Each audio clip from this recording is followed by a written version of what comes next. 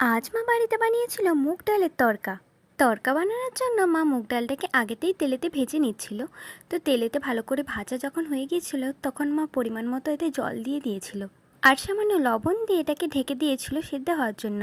ডালটা যখন সেদ্ধ হয়ে এসেছিল তখন মা ডাল ঘাটার সাহায্যে ডালটাকে ভালো করে পিষে নিয়ে নামিয়ে নিয়েছিল। এরপর কড়াইতে তেল দিয়ে লঙ্কা আর পেঁয়াজগুলোকে ভালো করে ভেজে নিয়েছিল। ভালো করে যখন পেঁয়াজ লঙ্কাগুলো ভাজা হয়ে গিয়েছিল তখন তার মধ্যেতে দুটো ডিম ফেটিয়ে দিয়ে দিয়েছিল। তারপর সব কিছুকে ভালো করে নেড়ে চেড়ে ভেজে নিয়ে তাতে লবণ আর পরিমাণ মতো হলুদ দিয়ে আরও একবার ভালো করে নেড়ে নিয়েছিল। তোমরা যারা ঝাল খেতে পছন্দ করো তারা এখানে গুঁড়ো লঙ্কাও অ্যাড করতে পারো। আমাদের বাড়িতে টমেটো ছিল না, তাই আমরা টমেটোটা দিইনি।